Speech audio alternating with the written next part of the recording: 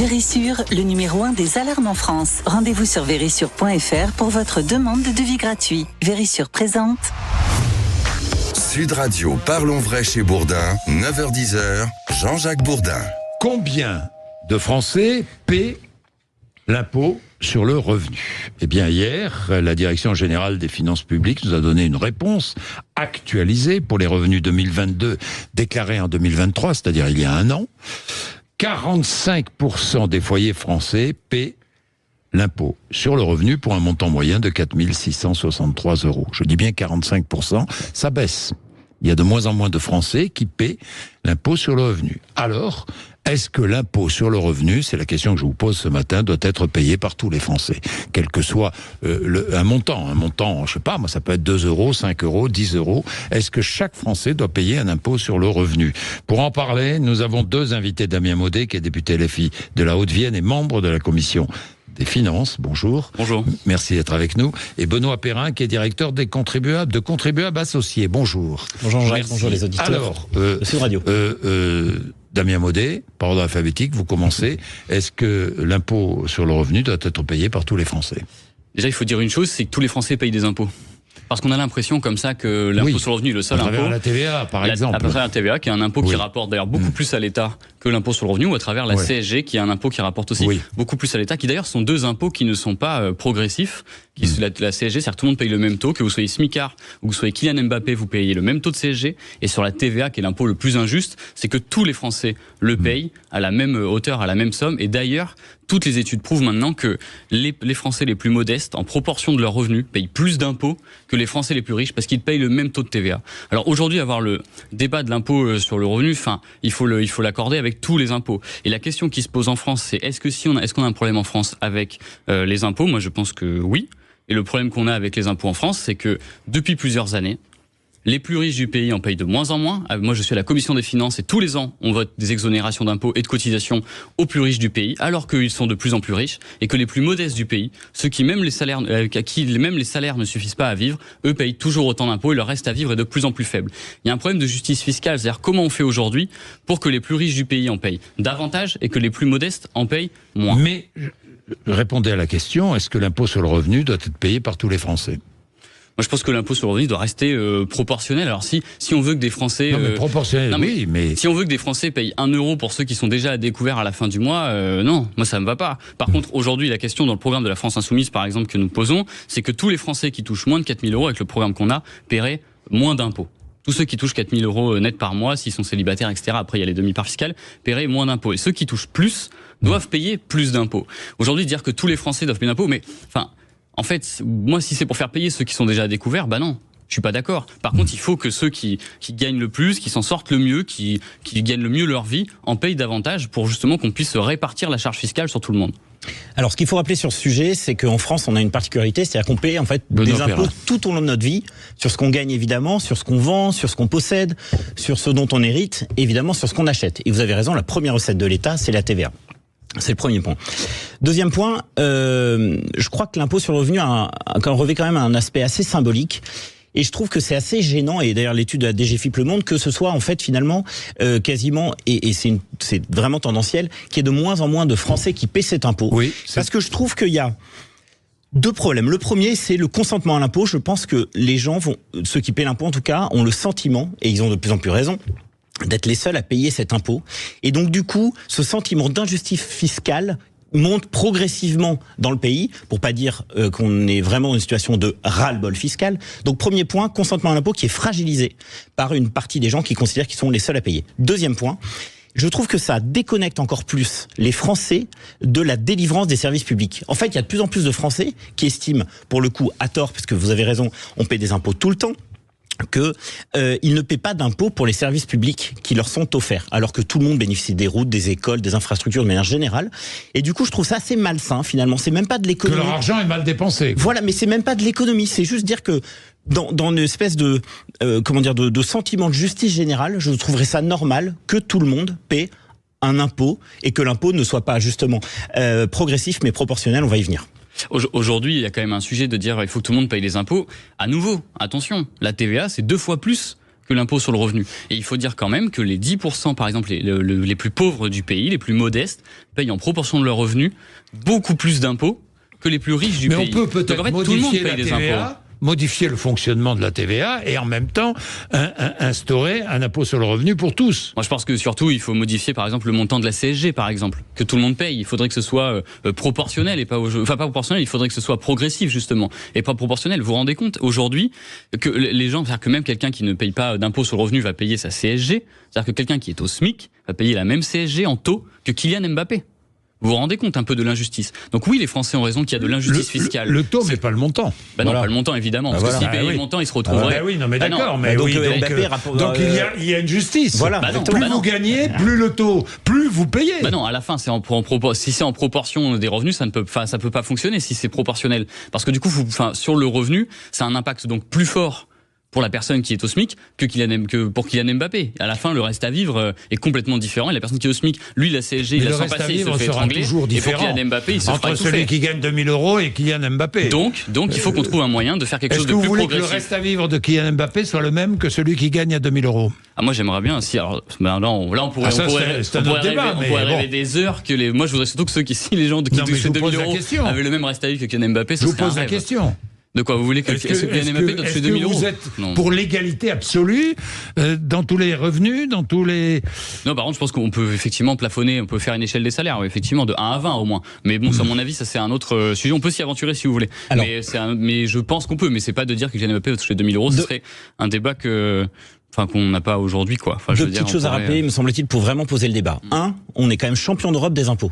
On a un taux de prélèvement obligatoire par rapport à notre PIB qui est de 44%. Il y avait match contre le Danemark, on les a pliés. Donc aujourd'hui, on est le pays d'Europe le plus imposé. Donc continuer à dire qu'il faut plus d'impôts, c'est vraiment, c'est vraiment certain, c'est vraiment stimuler l'exaspération fiscale des Français et surtout pénaliser la croissance. Mais il faut peut-être mieux d'impôts. Alors peut-être mieux d'impôts. Deuxième point important, vous parliez des 10% les plus pauvres. Ce qu'il faut aussi savoir, c'est que les 3/4, vous entendez bien, les 3/4 de l'impôt sur le revenu, en termes de somme, sont payés par seulement 10% des gens. C'est quand même quelque chose d'extraordinaire. Donc quand on dit que l'impôt sur le revenu repose sur une minorité de personnes, c'est vrai. C'est vrai. Et quand on comprend ça, et qu'est-ce que j'appelle 10% des plus riches ? 10% des plus riches, l'étude de la DGFiP le montre, c'est avoir un revenu mensuel de référence d'à peu près 2740 €. Et là, on fait partie des 10% les plus riches. Donc, c'est, me semble-t-il, 2740 € net, voilà. On fait partie des plus riches. Exactement. Des 10% les plus riches. Au-dessus, c'est les 76% qui payent le plus d'impôts. Je ne sais pas si c'est tout à fait les 10% les plus riches. Mais donc, du coup, vous avez, encore une fois, un déséquilibre manifeste qui fait que sur un impôt symbolique comme, encore une fois, l'impôt sur le revenu, on a des gens qui considèrent à juste titre que les services publics, en quelque sorte, reposent trop sur leur épaule et que ça devrait être partagé parce que les Français ont quand même un lien particulier avec l'impôt sur le revenu et je crois fondamental pour la cohésion du pays que chacun paie en fonction de ses moyens. Là, évidemment, on ne va pas parler des taux. Vous faites un peu d'économie. Vous en faites même beaucoup. Oui. Aujourd'hui, on ne peut pas rester dans le symbole. Quand on met TVA et CSG qui sont payés par tout le monde. C'est pour ça que je parlais de symbole. Tout le monde. Il faut baisser les impôts. Il faut baisser les impôts. 270 milliards. L'impôt sur le revenu, c'est 70 milliards. Donc je veux bien qu'on reste dans du symbolique. La question, c'est 80 milliards. Je veux bien qu'on reste dans du symbolique, mais la question, c'est de se poser. Aujourd'hui, tout le monde paye des impôts. Les travailleurs, aujourd'hui, payent des impôts. Une personne qui est au SMIC qui se dira à la fin du mois, à la fin, je ne paie pas d'impôt sur le revenu. Si, monsieur. Vous payez des impôts avec votre TVA, votre CSG. La question, c'est comment on fait pour que l'impôt soit progressif partout et qu'on se retrouve pas avec des gens qui payent en fait énormément d'impôts par rapport à leurs revenus et en plus on leur donne le sentiment, on leur dit vous payez pas d'impôts alors que c'est pas vrai. C'est pas vrai. Les pauvres du pays payent des impôts et les travailleurs dans le pays payent des impôts. Donc on ne peut pas rester sur des symboles. Il faut qu'on étudie la question en entier dans sa globalité avec une CSG qui doit être progressif, avec une TVA qui doit être baissée sur les produits de première nécessité. Il y a déjà une TVA à 5,5. Voilà. Il faut, en tout cas, sur tous les produits de première nécessité, il faut y aller, quoi. Sur l'alimentaire. Et que Sébastien Chenu qui sait pas ça. Ouais. Oui. Non, mais je vois pas, parce que comme il ne veut plus venir, tiens, je fais une petite parenthèse, comme Monsieur Chenu ne veut plus venir sur Sud Radio parce qu'un jour il ne savait pas qu'il existait une TVA à 5,5, je fais juste la petite parenthèse. Du coup, il reviendra sur Sud Radio quand la TVA sera supprimée, c'est ça ? TVA, je ne sais pas, mais enfin bon. À 0%. En tout cas, voilà, pour la justice fiscale dans le pays, en fait, on ne peut pas parler que de l'impôt sur le revenu, il faut dire à tous les Français, vous payez des impôts maintenant, qui peut en payer plus ? Qui doit en payer moins ? Elle est là la question. Mais je crois aussi que le problème, c'est qu'on se concentre trop sur les recettes. Je crois que le problème en France, c'est les dépenses, c'est pas les recettes. Les recettes, encore une fois, on taxe beaucoup les Français. Le vrai sujet qui se pose en France, c'est le niveau de la dépense publique, avec 2 chiffres très simples. Le premier, sur le budget de l'État, vous avez, tenez-vous bien, 35% d'écart entre les dépenses et les recettes. C'est-à-dire qu'il y a beaucoup plus de dépenses que de recettes, à hauteur de 35%. C'est énorme. Et ça, si on a ça en tête, on comprend qu'il y a vraiment un problème de dépenses. Et deuxième point, on est champion du monde des dépenses publiques, où on a à peu près 58% de la richesse des Français qui est dépensée en dépenses publiques. C'est un problème majeur. Donc je crois que le problème de la France, c'est plutôt de se dire, est-ce que chaque euro dépensé par l'État est bien dépensé, avant de se dire qu'on va encore aller chercher de l'argent dans la poche des Français. Mais là on a un sujet. Vous dites le problème, c'est pas les recettes, c'est les dépenses. Sauf que c'est pas vrai. Parce qu'en fait, depuis 2017, on a un État qui coupe son budget. On a Emmanuel Macron qui a fait le cadeau de l'ISF. Aujourd'hui, on est même sur les exonérations d'impôts et de cotisations sociales, on est à peu près à 200 milliards quand même dans le pays. Hein, c'est énorme à peu près. Ensuite, on va avoir la flat tax, donc l'impôt sur les dividendes sur les actions, sur le capital financier qui a été plafonné. Donc on a perdu de l'argent aussi à ce niveau-là. En fait, on a un État qui coupe ses budgets, qui fait des cadeaux à ceux qui sont de plus en plus riches, et après qui va dire aux plus précaires, bon bah désolé, en fait votre hôpital on va devoir un peu couper, désolé l'éducation, en fait il dit même pas désolé, il y a aucune économie en France, l'hôpital on va devoir couper, il y a aucune économie en France, mais vous rigolez. On nous a promis des économies de 10 milliards plus 10 milliards, donc de 20 milliards, on nous a promis des économies de 20 milliards pour l'année prochaine, on s'est tracé nulle part. On ne sait même pas où vont être les économies. Dans le même temps, on coupe sur l'éducation nationale et on continue de faire des cadeaux. C'est le premier budget de l'État. On ne coupe pas. C'est pas vrai. On continue de faire des cadeaux pour l'éducation. C'est pas vrai. Là, en plus, le projet du gouvernement, c'est de faire des économies sur l'éducation nationale, notamment dans les 10 milliards du décret. C'est à peu près l'équivalent de 14 000 postes d'enseignants qui vont être supprimés. Ensuite, la question qui va se poser, c'est aujourd'hui, effectivement, vous dites, il n'y a pas d'économie. Oui, peut-être, parce que sur un point essentiel, c'est qu'en fait, à mesure, le gouvernement d'un côté coupe dans les services publics, mais coupe ses propres impôts. Enlève les impôts pour les plus riches. Enfin, je veux dire, depuis le début du quinquennat Macron, désolé pour le lapsus, on a des impôts qui sont diminués pour les plus riches du pays. Donc en fait, c'est un sujet qu'on peut éternellement revenir. Donc en fait, c'est pas pour les plus riches. C'est pas pour les plus riches. Quand on descend l'impôt sur la société. Politique publique qui explique que le quinquennat Macron justement a profité au 1% des politiques publiques qui font n'importe quoi. Ils intègrent dans leurs calculs des revenus que les dirigeants ne se sont même pas versés. Enfin, c'est grotesque comme calcul. Ce qui est important, je crois, c'est de comprendre qu'aujourd'hui, les Français, comme les entreprises, sont assommés d'impôts. Et où est-ce que vous les coupez ? Et donc du coup, on ne peut pas envisager des baisses d'impôts si on n'envisage pas des baisses de la dépense. Si on envisage des baisses de la dépense, on pourra massivement baisser les impôts. Et là, pour le coup, je vous rejoins sur un point. Il y a des baisses d'impôts qui ont été faites, à peu près à hauteur de 50 milliards. Mais sauf que, il n'y a pas eu de baisse à proportion de la dépense publique. Résultat des courses. Quand vous avez moins de recettes et tout autant de dépenses, qu'est-ce que vous faites ? Vous empruntez sur les marchés financiers. On se retrouve avec un déficit record. On a baissé pour les plus riches. Non, je dis qu'on a baissé les impôts à hauteur d'à peu près 50 milliards pour les entreprises. Mais on aurait dû couper les services publics en proportion de ce qu'on a donné aux plus riches. Je vous parle pas forcément des services publics. Je vous dis que en France, on dépense 58% de dépenses publiques. La moyenne européenne est à 50%. Si vous allez en Allemagne, si vous allez en Italie, vous n'avez pas l'impression que ces pays sont des pays qui sont complètement sous-administrés. Mais on dépense mal, alors. Je deviens juste... On dépense mal. On dépense mal. On dépense trop, on dépense mal. Où est-ce qu'on enlève ? Alors, ça, c'est très simple. Il faut attaquer effectivement le budget de l'État, notamment par exemple les agences d'État, qui sont très nombreuses. Il faut diminuer le nombre de fonctionnaires et prendre plus de contractuels. Il faut taper dans la partie administrative. Je rappelle pour la santé, vous nous avez parlé des hôpitaux tout à l'heure, que vous avez 35% du personnel dans les hôpitaux qui ne sont pas des soignants, qui passent leur temps à faire du reporting. Le reporting qui est lu par personne. Il faut des soignants. Pour aller vite, il faut plus de gens sur le terrain, moins de gens dans les bureaux. Ensuite, pour les collectivités locales, vous le savez aussi très bien, plus 44% d'embauche en 20 ans. 44% d'embauche en 20 ans. Donc, il y a des strates. On parle du millefeuille administratif. Personne n'ose s'y attaquer parce que, pour le coup, les élus sont pas tout à fait enchantés de perdre tel ou tel mandat. Donc, personne n'ose s'y attaquer. Dans la sécurité sociale, il y a de la fraude massive. Alors, il y a de la fraude fiscale, il y a de la fraude sociale. Là aussi, personne ne veut s'y attaquer, franchement. Et je crois qu'on ne pourra pas demander des efforts aux Français, justement, tant qu'on n'aura pas traité ce sujet de la fraude. Parce que c'est scandaleux qu'il y ait des gens qui fraudent et qui abusent du système. Et que, puisqu'on n'ose pas justement s'attaquer à ce problème, on va piocher les proportions dans les poches des honnêtes gens. Bien. Je reviens sur le sujet dans 2 minutes. À tout de suite. Vérissure, le numéro 1 des alarmes en France. Rendez-vous sur vérissure.fr pour votre demande de devis gratuit. Vérissure présente. Sud Radio, parlons vrai chez Bourdin, 9h-10h, Jean-Jacques Bourdin. Les impôts, c'est un sujet d'actualité. Nous en parlons ce matin sur l'antenne de Sud Radio. Damien Maudet, Benoît Perrin nous parlait de mauvaises dépenses. L'argent des Français, l'argent de nos impôts serait mal dépensé, nous dit Benoît Perrin. Vous êtes d'accord ou pas ? Oui et non.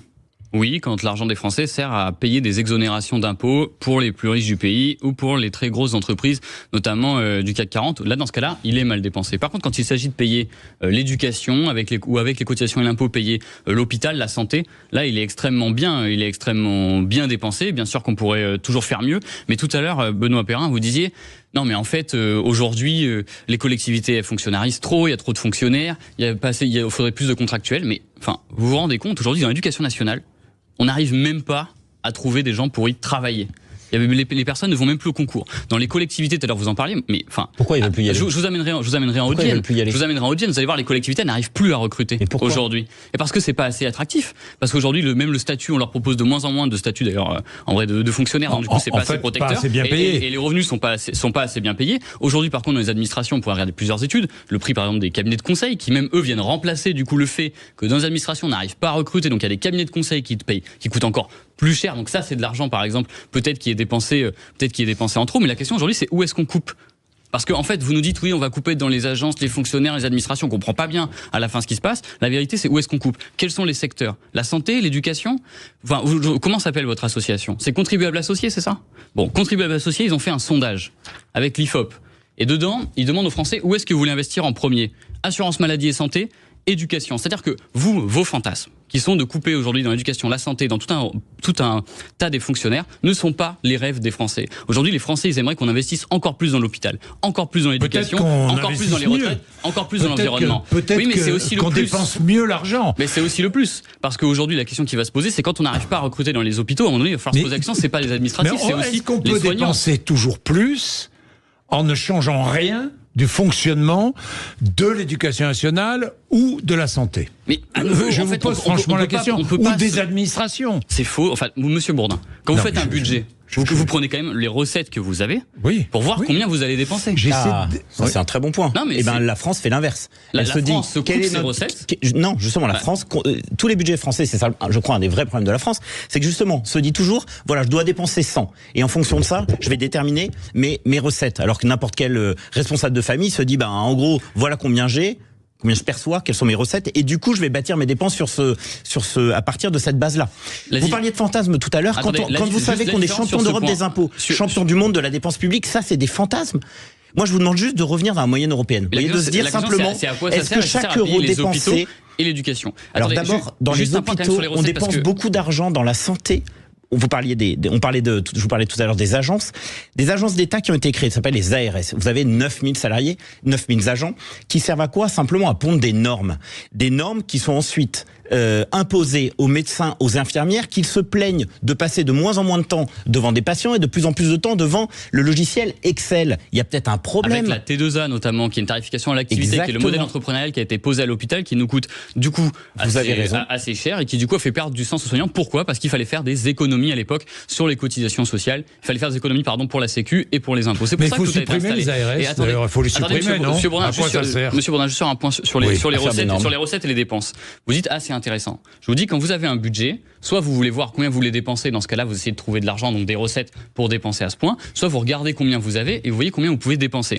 Mais là, c'est comme si Monsieur Bourdin disait, je sais pas moi, admettons, vous touchez 3 000 euros par mois, et vous vous dites, finalement, je vais toucher que 1 500, parce que je vais faire cadeau des 1 500 euros à je ne sais pas qui, et maintenant j'ai moins d'argent. La vérité, c'est que l'État aujourd'hui, c'est un couple, si c'était un couple, c'est un couple qui coupe son budget, et qui ensuite qui dépense, mais qui ne peut plus dépenser parce qu'il a sacrifié une partie de son budget pour faire un cadeau à ses amis plus riches. Tous les pays qui se sont développés, qui ont vu une croissance forte, c'est des pays qui ont baissé leurs impôts, baissé la dépense publique. Jusqu'à quand ? Eh ben justement, je vais vous dire, jusqu'à quand vous les montez les impôts ? On est à 45%, encore plus que sous le mandat de François Hollande, de prélèvement obligatoire par rapport au PIB. Quelle est la limite ? Vous voyez jusqu'où ? Parce que vous passez votre temps à dire il faut créer des impôts, il faut créer des impôts. Il faut taxer encore les riches. Mais les riches, ils vont partir, cher ami. Ils vont partir.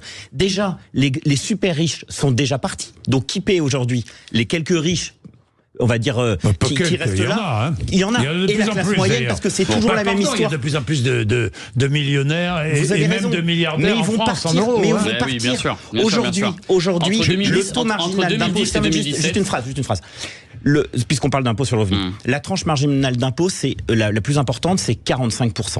On a créé une taxe contribution exceptionnelle de 3 et de 4%. Donc ça veut dire qu'au bout d'un moment, les fameux riches dont vous parlez, dès lors qu'ils travaillent une heure supplémentaire, il y a 50% qui va à l'État. C'est quand même gênant. Il y a peut-être un problème. Damien Maudet, il y a peut-être un problème, c'est qu'on parle beaucoup de l'impôt sur le revenu. Moi, j'aimerais qu'on parle aussi de l'imposition sur le capital. Parce que, franchement, autant l'impôt sur le revenu, il y a beaucoup de choses à dire, et c'est vrai que c'est une minorité qui paie beaucoup d'impôts sur le revenu. En revanche, peut-être que l'impôt sur le capital est insuffisant. Alors, l'impôt sur le capital, c'est quand même en général comment dire, les gens qui se constituent un capital, c'est avec l'argent qu'il leur reste après avoir justement payé beaucoup d'impôts sur leur revenu. Donc ça me semble pas tout à fait illogique. Ça me semble pas tout à fait illogique que le capital soit quand même relativement préservé, parce qu'il vient encore une fois après tous les taxes que vous avez payées tout au long de votre vie, il vous reste un peu d'argent, vous l'investissez dans du capital, ça me semble pas scandaleux qu'il soit pas surtaxé. On a un sujet aujourd'hui que le capital rapporte plus que le travail quand même. Non mais c'est quand même aujourd'hui le travail est plus taxé que le capital. La force de travail des gens est plus taxée que le capital, que ceux qui mettent de l'argent, qui fait de l'argent. Il y a un problème de logique quand même à ce moment-là. Et ensuite l'autre question sur les riches, c'est pas vrai.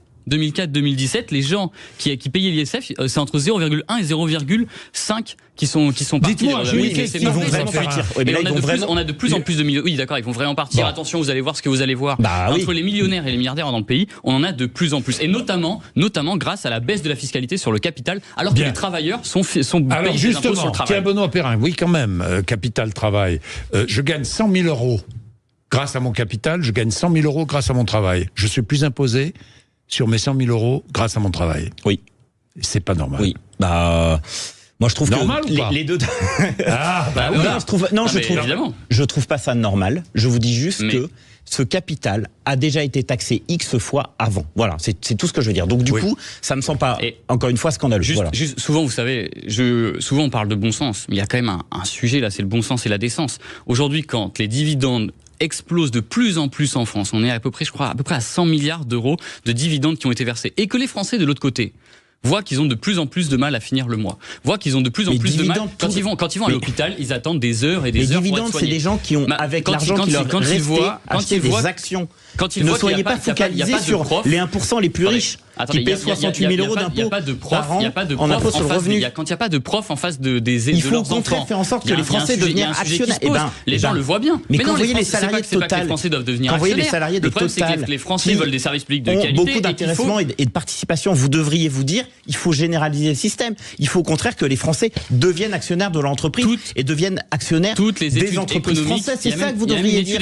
Si c'est une vraie source de revenus, il faut que tout le monde puisse y participer. Il faut inciter les Français à justement aider nos entreprises à se développer, et ce qui leur permettra ensuite de toucher des dividendes. C'est ça qui devrait être votre obsession, plutôt que de dire il faut encore taxer davantage les dividendes. Sans vous faire injure, honnêtement, vous êtes un peu de mauvaise foi sur un sujet. Parce qu'aujourd'hui, vous nous parlez des impôts, etc. Vous dites que les Français doivent en payer moins, etc. Vous nous dites qu'il faut dépenser moins, mais dès qu'on vous parle aujourd'hui de la fiscalité des plus riches, là c'est un tabou, faut plus en parler. Non. Gabriel Zucman explique pas du tout. Le taux effectif des plus riches entre les holdings, l'argent sur le capital et l'évasion fiscale, il est de 2%.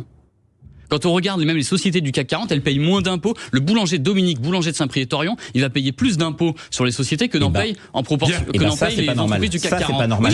Donc, il faut baisser les impôts du boulanger. Non, il faut baisser. Merci. Vous n'êtes pas évidemment arrivé à vous mettre d'accord. Deux positions différentes. 0800 300 si vous voulez revenir sur le sujet un jour prochain. Merci. Tout de suite après les infos, Valérie Expert et Gilles Gansman reçoivent Christine Bravo et Françoise Laborde. À tout de suite. Sud Radio, parlons vrai chez Bourdin, 9h-10h, Jean-Jacques Bourdin. Avec Vérissure, le numéro 1 des alarmes en France. Rendez-vous sur vérissure.fr pour votre demande de devis gratuit.